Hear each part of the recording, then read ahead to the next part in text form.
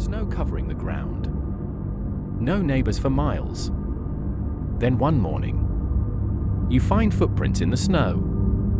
They lead to your house. But they don't lead away. Now imagine hearing footsteps above your ceiling at night. Soft. Slow. Watching. This isn't a horror movie. This happened in real life. On a small farm called Hinterkaifeck. And what happened there still has no explanation. The year was 1922. The farm sat near Munich, isolated and surrounded by forest. The Gruber family lived quietly. But weeks before the murders, strange things began. Andreas Gruber, the father, found unfamiliar footprints in the snow. They came from the forest, straight to the farmhouse door. No footprints returned to the trees.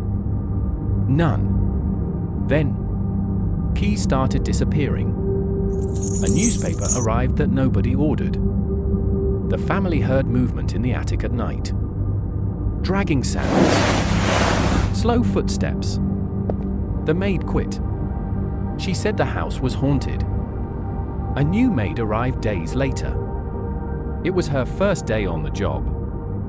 She would not survive the night.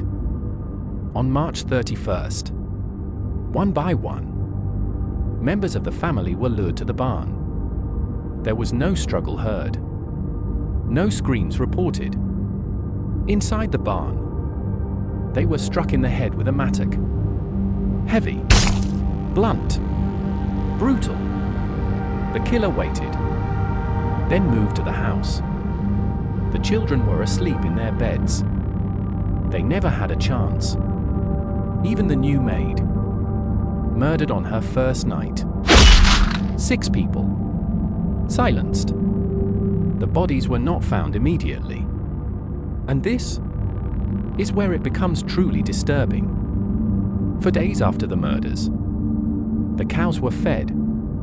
The fireplace burned. Neighbors saw smoke rising from the chimney. Bread was eaten. Someone was still inside that house. Living there. Sleeping there.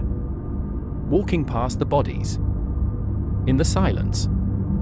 Days later, concerned neighbors entered the farm. They found the bodies stacked in the barn, covered in hay. The children inside the house, frozen in time. The killer was gone. No sign of forced entry. No valuables taken. No clear motive. Over 100 suspects were questioned. None were convicted.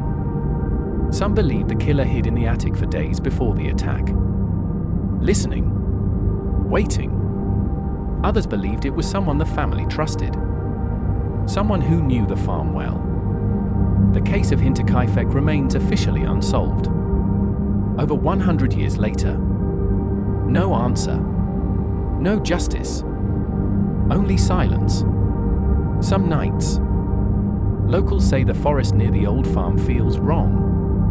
Too quiet, as if something is still watching, waiting, because whoever did this was comfortable there, comfortable enough to stay and eat and sleep among the dead.